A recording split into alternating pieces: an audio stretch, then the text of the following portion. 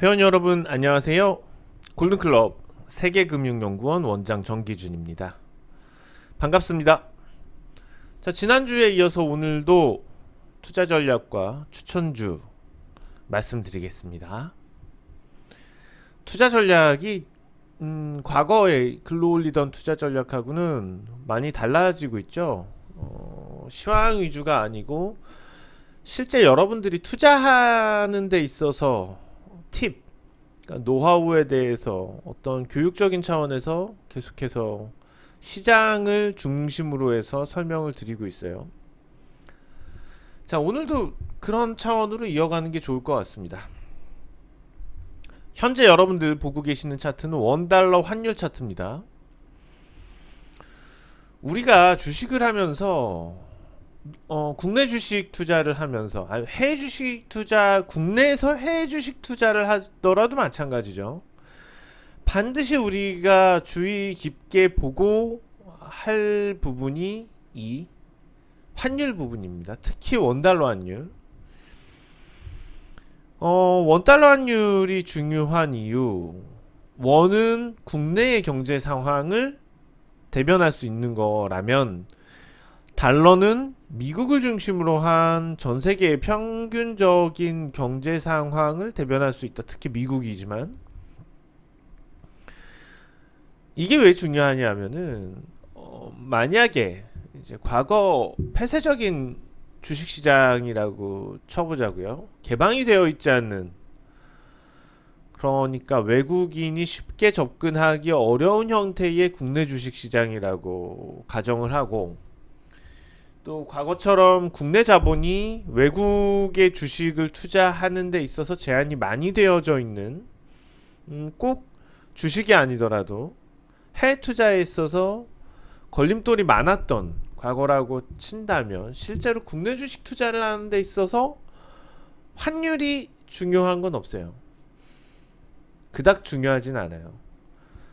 다만 수출 경기와 관련돼서 수출에서 마진이 얼만큼, 환차익과 관련된 마진이 어느 정도냐 정도가 영향이 되었었겠지만, 수급에 있어서 그렇게 크게 영향이 안 될 수도 있었겠죠. 그렇지만 지금은 많이 달라졌죠. 생각을 해보자고요. 외부 자금이 국내에 유입이 되는데 환차익에서 10%를 손해를 보고 가야지 된다면 접근하기가 꺼려지겠죠. 만약에 비슷한 상황이라면 비슷한 주식, 다른 나라에 있는 비슷한 주식을 사는 게 맞겠죠. 원화가 약세다, 원화가 약세를 보인다는 건 그만큼 우리나라 주식에 투자를 했을 때 실제로 환율에서 10%가 하락을 한다면 주가가 그대로라도, 주가가 매수하고 보합 상태라고 하더라도 결과적으로 그 상황에서 매도를 하고 나왔을 때 10% 손해가 되는 거죠. 이런 차원에서 환율, 원화가 약세가 될 것으로 예상이 된다면 실제로 국내 주식시장에 유입되기가 어렵겠죠. 반대로 원화가 강세를 보일 거다라는 확신이 생긴다면 당연히 주가뿐만 아니고 환차익에서도 플러스 될 수 있기 때문에 당연히 자금 유입이 활발할 수가 있겠죠. 이런 부분들 때문에 환율을 떼어놓을 수는 없는 겁니다. 다행스러운 것은 환율이 지금 밑에서 올라올 만큼 올라와 있다는 거죠. 그러니까 달러화 강세. 달러가 최근에 이렇게 강세를 보인 이유는 물론 이제 국내 경제 상황에 대해서 다소 이제 내년도 경제 성장률에 대해서도 낮춰잡을 수도 있으니까 그런 펀더멘탈적인 우려가 있을 거고, 그것보다는 사실 최근에 미국 경제 상황과 그리고 미중 무역 협상과 관련된 부분이 미국 경제와 관련돼서 좀 더 긍정적인 신호가 많이 나온 거죠. 그럼 이번에 미중 무역 협상이 어느 정도 완성이 되어가고 있는 모습들, 협상이 되어가고 있는 상태에서 중국과 한국보다는 오히려 미국에 대해서 펀더멘털 미국 경제에 대해서 미래 미국 경제에 대해서 낙관하는 분위기가 더 많았다는 겁니다. 그런 부분들이 달러화 강세, 상대적으로 원화 대비해서는 좀 더 큰 강세를 만들었지 않나 생각이 되고 있고요. 그렇지만은 이런 부분들이 이미 많은 주가에서 한번 과거 올해죠. 올해 이제 2, 3분기 동안 많이 반영했던 부분이고, 지금은 다시 환율이 정상화 과정에 들어가고 있는 상태에서 지금은 채널 상단까지 올라왔기 때문에 제가 볼 때는 다음 주, 이번 주 그래도 이제 기관에서 받아주는 부분들이 있고 글로벌 증시 전반적으로 올랐기 때문에 코스피 지수도 나쁘진 않았어요. 코스피 상황을 보시면은 코스피 지수도 자, 지지난주에 많이 흔들렸었고, 자, 이번 주에는 좀 회복되는 기미가 있죠. 물론 주중 흐름은 계속 지지부진했습니다. 그래서 저는 오히려 다음 주는 외국인의 매도가 좀 안정을 찾으면서, 외국인 순매도가 계속 보시는 것처럼 11월 내내 순매도예요. 11월 7일부터 지금까지 내내 순매도고 26일날 특히 매도량 늘었었고 이후에 좀 안정을 찾고 있고, 그래서 환율이 좀 안정이 되면서 제 생각에는 다음 주에는 좀 기대해 볼 만한 괜찮은 강세장이 되지 않을까 생각이 듭니다. 지금 국내 주식시장을 보더라도 아까 말씀드린 것처럼 해외 동향들에 대해서 생각을 놓지 말아야지 될 부분이 이런 것들인 거죠. 국내 주식시장이 이런저런 여러가지 상황들을 따져봤을 때 그렇게 불리한 것은 없지만, 그럼에도 불구하고 왜 못 오르고 있느냐. 그냥 만약에 그렇다면은 실제로 우리가 투자를 할 때 환율 때문에 만약에 시장이 수급이 오르지 못하고 있다, 그럼 이제 그것과 더불어서 오히려 환율 수혜주 쪽으로 접근하는 부분들도 필요할 수도 있을 거고, 국내 주식 시장이 해외 경제 상황들에 있어서 이제 물론 이제 전체 시장이 같이 간다는 흐름이 늘 패턴이 그렇게 된다면은 쉽겠지만, 그렇지 않는 부분들, 수급의 이동과 관련된 부분들이거든요. 국내 시장이 나쁘진 않지만 다른 시장이 더 좋다면 글로 이동할 수가 있는 거예요. 그러니까 실제로 국내 주식시장 환경이 현재 상황에서 많이 나쁘지가 않아요. 여건이 나쁘진 않다는 겁니다. 저평가된 종목들이 많이 있고, 실제로 내년에 개선이 예정되어져 있는 종목들, 그러니까 예상 실적이 긍정적일 종목들이 많이 있고, 올해와 작년에 최악을 지난 굵직한 종목들이 많이 있기 때문에 그런 상황에서는 실제로 메리트가 있죠. 다만 당장 단기적으로 상황을 봤을 때 국내 주식보다 뭔가 좀 더 유리할 법한 시장들이 있었기 때문에 그런 측면에서 불리했었다. 그러니까 이런 거는 실제로 우리가 전체적인 세계 시장에 대한 분석과 환율 동향들, 이것을 토대로 한 글로벌 대형 자금들의 이동 상황들이 매주 잘 파악이 되지 않는다면은 실제로 그런 것 영향과 관련돼서 어떤 종목들이 좀 더 유리한 상황이 될지를 파악하기가 쉽지가 않죠. 그래서 실제로 좀 더 우리가 퀄리티 있는 투자를 하고 뭔가 안정되어져 있다는 것, 알고 하는 것과 모르고 하는 것의 차이인 것 같아요. 수익은 덜 내더라도 뭔가 잘 알고 덜 내는 것과 잘은 모르는데 잘 모르는 가운데 더 많은 수익을 내는 것과 안정성의 문제, 안정되어서 조금 덜 내고 있는 수익은 장기적으로 상당히 메리트가 있습니다. 반대로 안정되어 있지 않은 가운데 불안한 가운데 더 많은 수익은 장기적으로 너무너무 위험합니다. 그리고 결과적으로 당장에 그 높은 수익을 냈지만 결과적으로는 깡통이 될 가능성이 높은 거고요.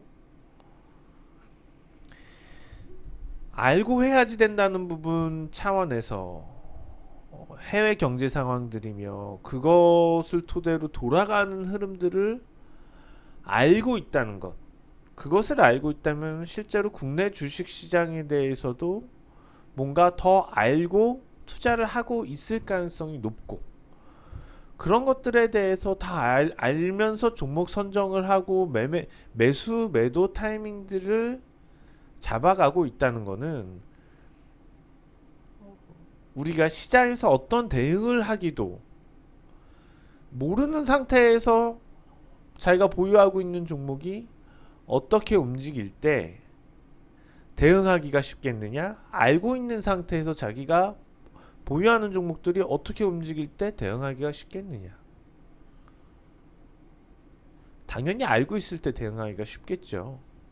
자, 현재 하락하는 것은 어떤 영향 때문이다 라는 것을 파악을 하고, 그 영향은 추가로 더 하락을 시킬 수 있다, 추가로 더 올릴 수 있다 라는 걸 알고 있기 때문에 거기서 보유냐 매도냐 매수냐 판단은 합리적일 수 있다는 거고, 반대로 몰라요. 올라도 내려도 어떤 대응을 하지도 못할 수 있을 뿐더러 판단이 맞지 않을 가능성이 크다는 거죠. 이런 것들이 반복되었을 때의 수익의 차이는 어마어마하다는 겁니다. 그래서 뭔가 알고 하는 투자를 위해서는 어느 정도의 노력은 필요하다는 거예요.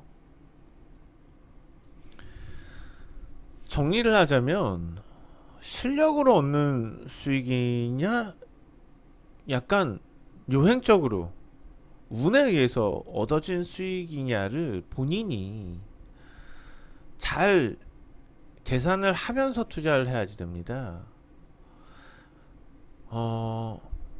물론 이제 실력인 가운데 손해가 날 수도 있고 요행인 가운데 수익이 날 수도 있어요. 근데 그거는 어디까지나 일회적인 부분이지, 이것들이 계속 쌓였을 때 결과는 어마어마하게 차이 난다는 겁니다. 계속해서 자기가 정말 생각했던 대로 움직여서 수익을 내고 있다라는 부분에 대해서 만들어 가야지 돼요.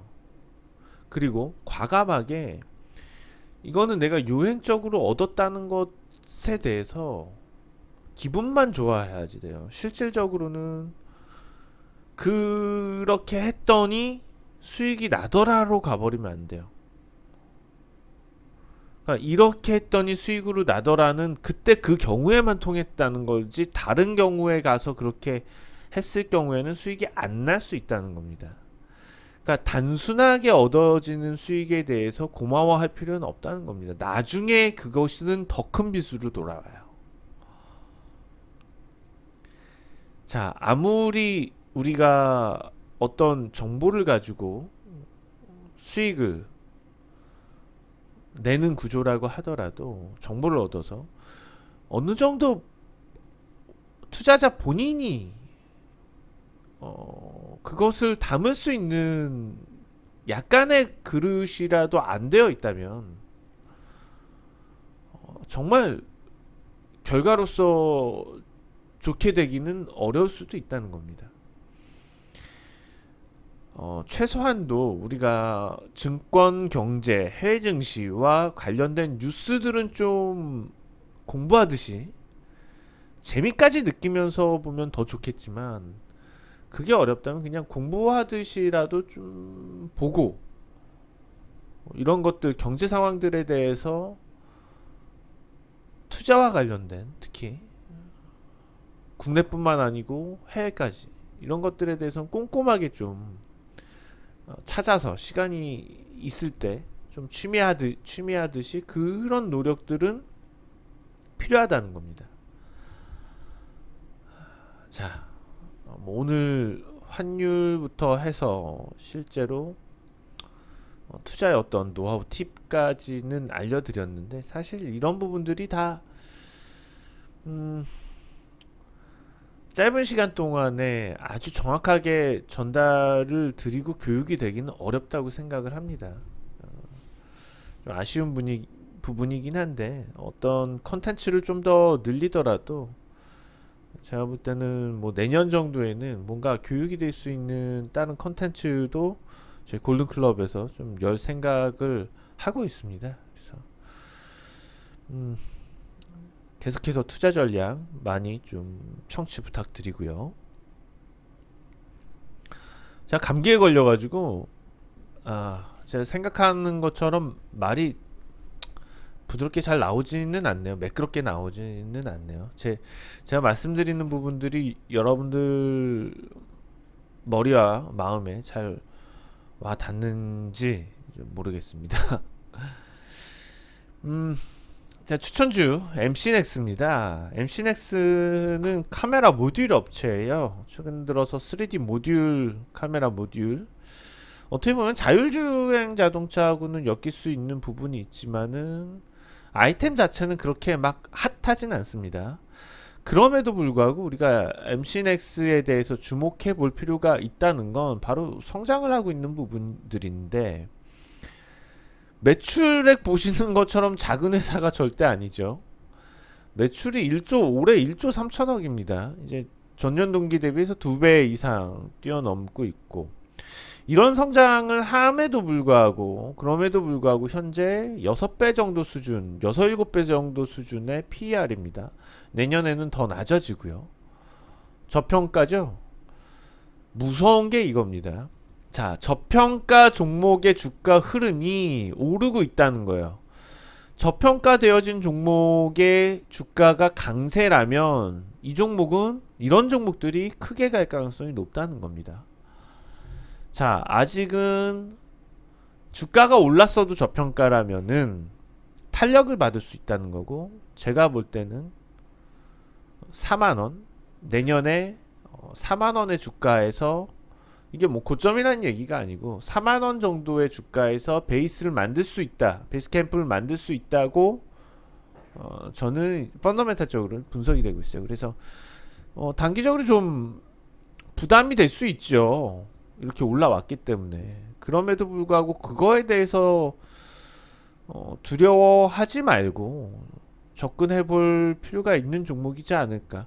올랐어도 싸다면은 그런 종목들, 가는 종목들이 더 간다, 이런 측면에서 오늘 MC넥스 좀 소개해 드렸습니다. 지금까지 골든클럽 세계금융연구원 정기준 원장이었습니다. 다음 주에 맑은 목소리와 부드러운 목소리로 다시 찾아뵙겠습니다. 고맙습니다.